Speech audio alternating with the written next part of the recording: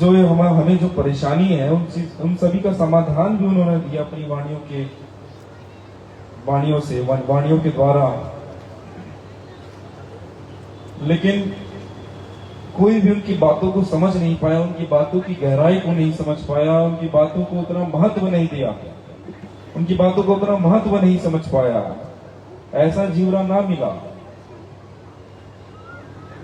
ऐसा जीवरा ना मिला, ऐसा कोई शख्स नहीं मिला, ऐसा कोई व्यक्ति नहीं मिला जो उनकी बातों को एक बार में समझ पाए और उसको अपने हृदय के अंदर धारण कर पाए, अपने भीतर धारण कर पाए, उनकी वाणी वचनों को, उनकी बातों को अच्छे से समझ पाए, उनकी वाणी वचनों का महत्व समझ पाए। ऐसा उनको नहीं मिला।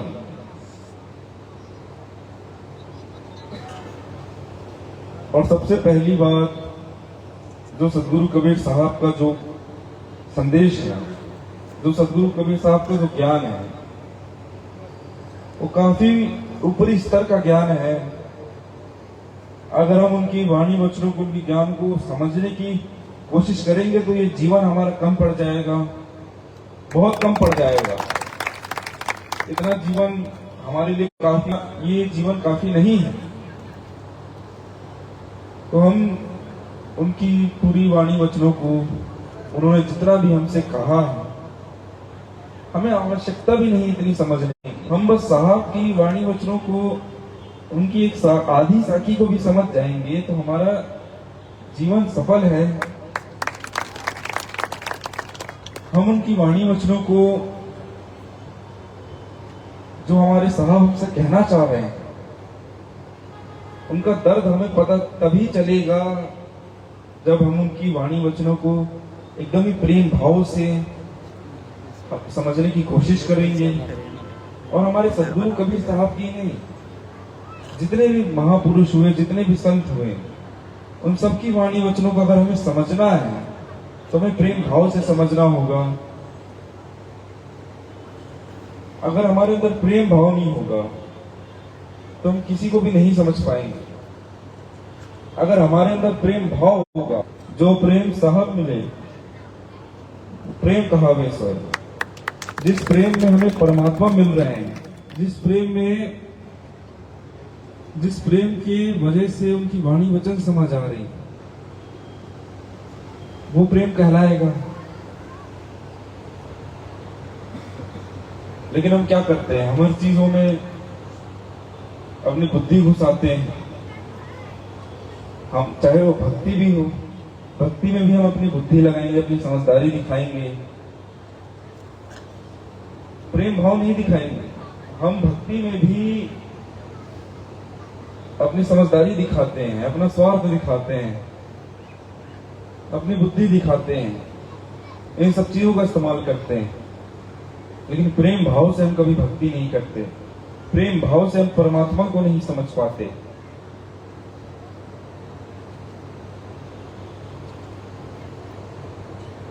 अब हमारे परमात्मा ने हमें बनाया है, उस परमात्मा ने हमें बनाया है, उसके सामने हम क्या समझदारी दिखा रहे हैं? जिसने हमें बनाया उसके सामने हम क्या समझदारी दिखाएंगे? वो तो हमसे ज्यादा समझदार है ही। अब जिसने हमें बनाया है, जिसने पूरी सृष्टि बनाई है, हम उसके सामने अपनी समझदारी दिखाएंगे?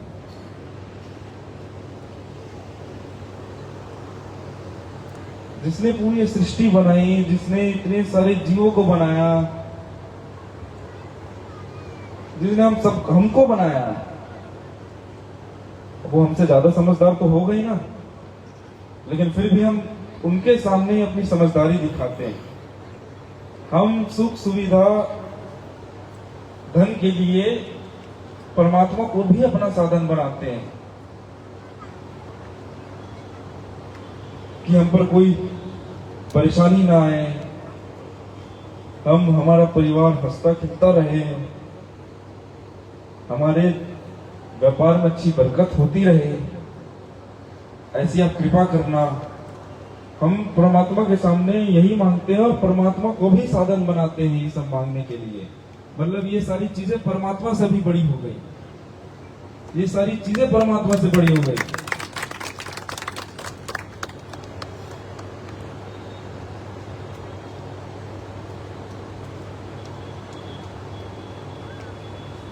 चौरासी लाख जीव हैं, उसमें से एक मनुष्य भी है। 84 लाख जीवों में से सिर्फ मनुष्य ही पैसे कमाने के पीछे दौड़ता है, पूरा जीवन पैसा कमाने के लिए लगा देता है। सोचते हैं हम 40-50 तक की उम्र तक हम अच्छा खासा पैसा कमा लेते हैं, अच्छी मेहनत कर लेते हैं, फिर जितना जीवन बचा रहेगा उसे हम अच्छे से शांति से जिएंगे, चैन से जिएंगे।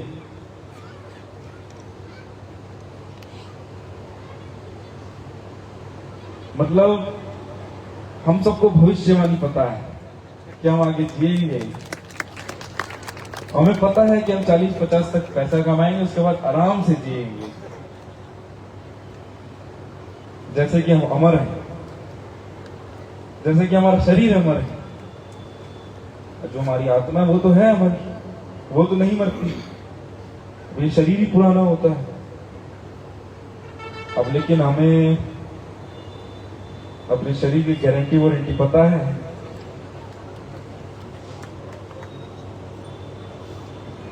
एक्सपायरी डेट कब आएगी वो पता है।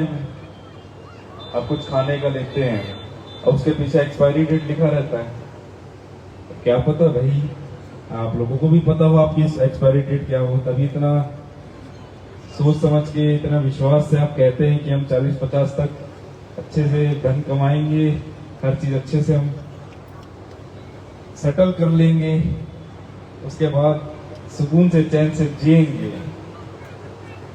और 40-50 साल हम अपना पूरा चैन सुख चैन सब छोड़ देते हैं।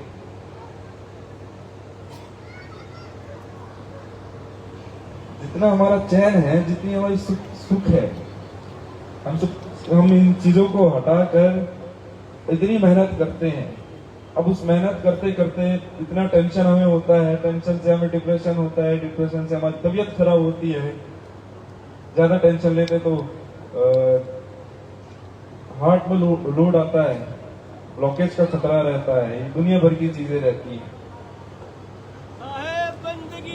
लेकिन हमें फिर भी हम अगर एडमिट भी हो जाएंगे तो हमारा आधा ध्यान वहां रहेगा, हमारे व्यापार के ऊपर। हमारी नौकरी चल रही है तो वहां भी लेटे लेटे फोन में व्यापार करेंगे। हम कहीं घूमने भी जा रहे हैं तो वहां पे घूमने में हमारा ध्यान ही नहीं रहेगा। हम एक हफ्ते के लिए घूमने गए, एक हफ्ता हम रोज फोन करेंगे क्या चल रहा है व्यापार में, या हमारे पास फोन आता रहेगा, हम मोबाइल फोन से अपना व्यापार करेंगे। यही तो करते हैं हम। खाना खाने बैठते तो हम घर परिवार के साथ बैठते हैं, या कुछ लोग अकेले भी खाते हैं तो भी उनका ध्यान रहता है अपने व्यापार में। खाना खाते खाते बात करेंगे, हाँ इतने का माल है, इतने में दे दो, इसमें ध्यान रहता है। मैं काफी लोगों को देखा हूं। अब देखिए,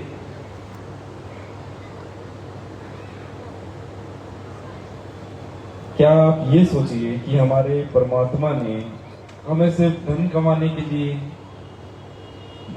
के लिए ही और अपना घर परिवार देखने के लिए ही हमें इस दुनिया में भेजा है कि इस चीज के लिए हमें बनाया है क्या? खाने पीने के लिए। अब देखिए, खाना पीना, बच्चा पैदा करना तो जानवर भी करते हैं,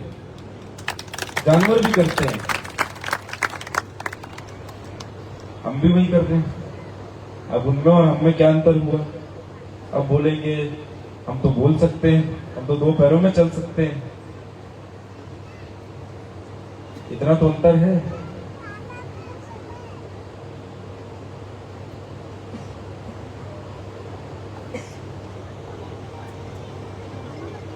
देखिए, हमारे परमात्मा ने सिर्फ हमें शरीर ही नहीं दिया, इस शरीर के साथ साथ हमें ये चेतना भी दी है, सोचने समझने की शक्ति दी है, बुद्धि भी दी है।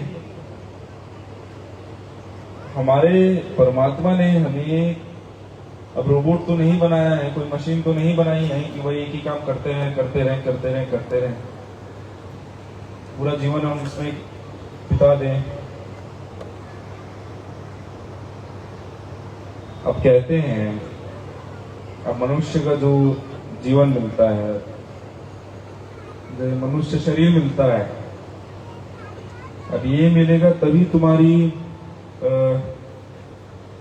शब्द याद नहीं आ रहा है,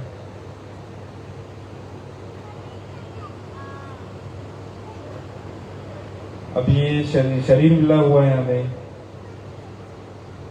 अब ये 84 लाख जीवों में से एक मनुष्य का जीवन मिलता है। तो कहते हैं कि ये मनुष्य जीवन से ही हमें मोक्ष मिलेगा। अब मोक्ष तब मिलेगा जब हम अपने आप को पहचानेंगे, अपने आप को जानेंगे। अब हमारे अंदर जो परमात्मा विराजमान है, हम उन्हें पहचानेंगे तभी तो मोक्ष मिलेगा। क्या धंधा करने से, अपने घूमने फिरने से, खाने पीने से, घर परिवार चलाने से मोक्ष थोड़ी मिल जाएगा।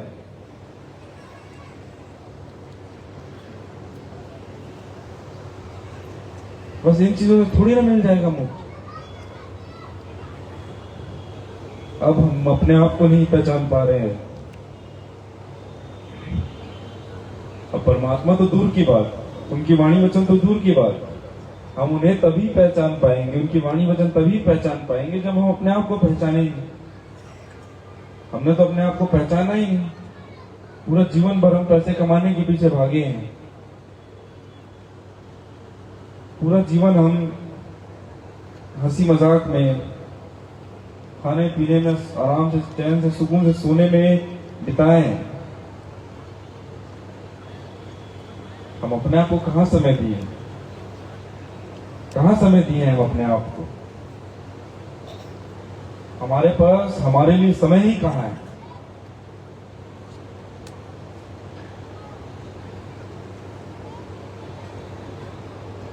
1% हमारे पास अपने लिए समय नहीं है। 1 मिनट हमारे लिए समय नहीं है। हम अपने लिए 1 मिनट समय नहीं निकालते।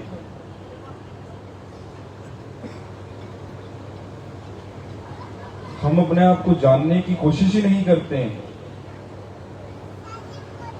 हम वही जानवरों वाली हरकतें कर रहे हैं। जानवर भी खाता है, पीता है, सोता है, वो वही तो हम भी कर रहे हैं। हमें और उनमें अंतर ही क्या हुआ? बस थोड़ी चीजें हमने और ऐड कर दी, थोड़ी चीजें और हमने ऐड कर दी। खाने पीने में वैरायटी हमने ऐड कर दी।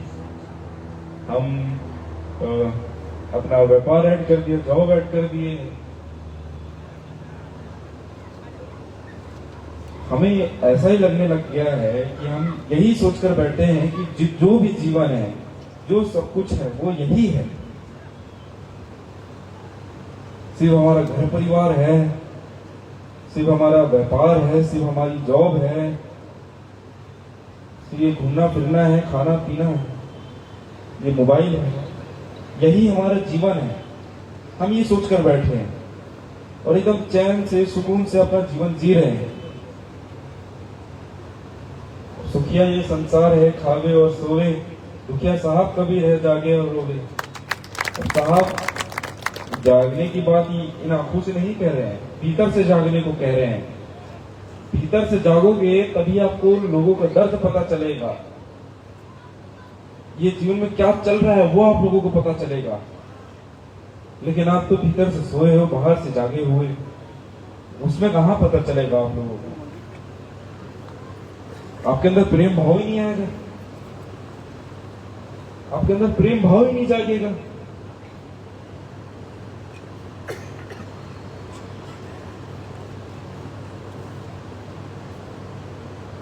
हम कब तक सोएंगे ऐसा?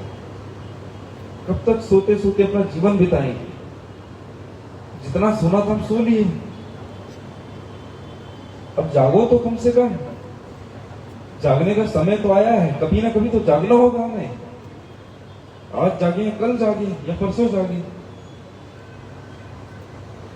जागना तो है हमें। अब ये बात ध्यान रखिएगा, आज वही कल है जिस कल की प्रतीक्षा हम आज कर रहे थे। इसको अच्छे से समझिएगा, आज वही कल है जिस कल की प्रतीक्षा हम आज कर रहे थे। थोड़ा अच्छे से विचार करेंगे तभी समझ आएगा, वरना तो आपके ऊपर से जाएगा। कुछ लोगों के तो ऊपर से गया होगा ये लाइन।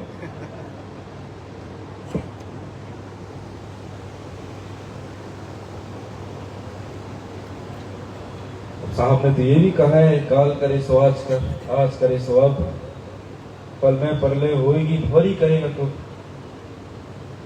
अब कल करने से अच्छा आज करो, आज क्या अभी करो, अभी जागने की कोशिश करो। किसने रोका है आपको? अब जो ये माया है, ये महामाया है, ये प्रकृति महामाया है, इसमें हमको घेर कर रखा है। इस प्रकृति ने हमें घेर कर रखा है।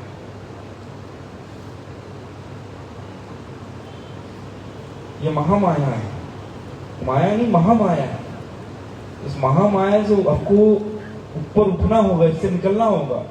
इसने अभी हमें घेर कर रखा है, इसे आप जानिए। ये जान जाइए आप लोग कि हम अभी घिरे हुए हैं, इस महामाया में घिरे हुए हैं। हम देखा जाए तो ये प्रकृति में इतनी खूबसूरत खूबसूरत जगहें हैं, पहाड़ हैं और झीलें हैं इतनी, और इतने वाटरफॉल हैं, और भी इतनी सारी जगहें हैं घूमने को। और इस प्रकृति में खाने पीने के लिए भी बहुत कुछ है। तो इन सब के द्वारा ही हमें प्रकृति ने घेर रखा है, माया ने हमें घेर रखा है। मैं नहीं कह रहा हूं मैं इसमें घिरा हुआ नहीं हूं, मैं भी घिरा हुआ हूं। मैं ये नहीं कहूंगा मैं घिरा हुआ नहीं, मैं भी घिरा हुआ हूं। और घिरा हुआ इसलिए हूं कि आप लोगों को उससे निकालना होगा। अब आप लोगों को निकालने के लिए आपके बीच को आना पड़ेगा। आप लोगों को निकालने के लिए अब देखिए, कम से कम आप लोग आज जाने कि हम घिरे हुए हैं। और कुछ लोग पहले से जानते होंगे, लेकिन उसके बावजूद हम नजरअंदाज करते हैं, उसके बावजूद हम ध्यान नहीं देते। चलो कोई बात नहीं।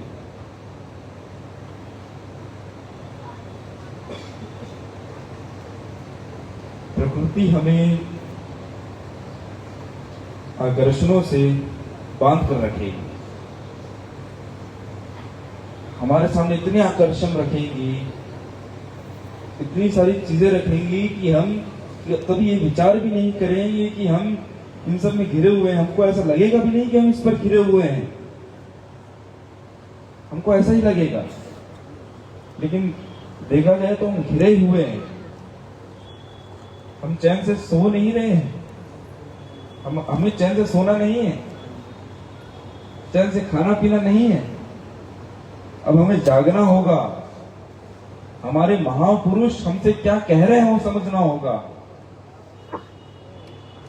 आप लोग या तो मोबाइल से, या तो ये जैसे अभी बैठे हैं, ये चर्चाएं हो रही है, या प्रवचन से, किसी की कथाएं से आप जितना भी ज्ञान ले लीजिए, वो सब ज्ञान दो कौड़ी का है जब तक आपके अंदर आत्मज्ञान नहीं होगा। जब तक ये सारी ज्ञान दो कौड़ी के हैं, जब तक आत्मज्ञान नहीं होगा। आत्मज्ञान ही मात्र सहारा है। आत्मज्ञान होगा तभी हम इन चीजों से निकल पाएंगे, तभी हमको मोक्ष मिलेगा। ये चीज आप ध्यान रखिएगा, ये चीज आप ध्यान रखिएगा, ये चीज आप याद रखिएगा। तो आत्मज्ञान कब होगा? आत्मज्ञान तब होगा जब हम अपने आप को समय देंगे, हम अपने आप के लिए समय निकालेंगे, अपने आप को पहचानने की कोशिश करेंगे, हम अपने आप को जानने की कोशिश करेंगे, तभी तो हमें आत्मज्ञान होगा। जो सारी चीजें हैं हमारे सामने, जो भी हो रही है हमारे समाज में, जो ये टूटियां आ गई है, वो हमें पता चलेंगे।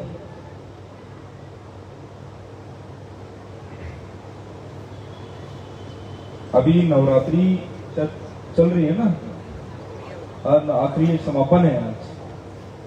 तो काफी लोग तो 9 दिन मांस मदिरा नहीं खाए होंगे, बाकी दिन तो चलता होगा उनका। अब ये लोग, मुझे समझ नहीं आता ये कौन से विचारधारा के, कौन से विचारधारा के, अपने आप से झूठ बोलते हैं। अब देखिए ये तो जानवर भी नहीं है ना, ये मनुष्य है। अब जो मांसाहार जानवर होता है तो रोज खाता है, वो कौन सा नवरात्रि देखता है, वो कौन सा मंगलवार देखता है, वो तो रोज ही खाएगा। लेकिन ये मनुष्य, ये नवरात्रि देखकर नहीं खाएगा, 9 दिन नहीं खाना है उन्हें, मंगलवार देखकर नहीं खाएगा, या तो कुछ और रहेगा, त्योहार रहेगा, त्योहारों में भी खाते हैं आजकल, कुछ को त्योहारों में नहीं खाएगा। तो ना ये जानवर हुआ ना ये इंसान हुआ, अभी क्या हुआ समझ नहीं आ रहा है। और भारत में रह के, भारत देश में रहते हम गाय को अपनी माता मानते हैं, लेकिन और कुछ लोग ऐसे होते हैं जो भारतीय होते हैं, बोलते गाय को अपनी माता मानते हैं, लेकिन बकरी तो खा रहे हैं, बकरी का तो मांस खा रहे हैं, मुर्गा तो खा रहे हैं, अंडा तो खा रहे हैं, मांस सब एक है, क्या बकरी क्या गाय। ये जग अंधा हो रहा जानबूझकर खाए, जानबूझकर खाते हैं, जानबूझकर खाते हैं। अब प्रकृति में भी तो ये भी आती है, प्रकृति के अंदर ही सारे जीव आते हैं।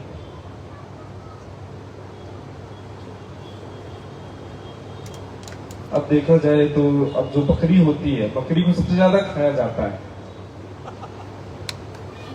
अब बकरी खाते हैं, अब बकरी को देखा जाए तो एकदम सीधी एकदम भोली भाला एक जीव है। वो तो बेचारा अपना घास खाता है, मैं करता रहता है, ना किसी को काटता है, ना किसी को हमला करता है, उसको ही खाते हैं, उस निर्दोष को खाते हैं। वो बेचारे भोले भाले को खाते हैं। यार मांस खाना है तो तुम जाओ शेर का शिकार करो, शेर को खा के दिखाओ, शेर को मारकर दिखाओ, शेर को उठाकर लाओ, उसको काट कर दिखाओ, तब मानेंगे हम।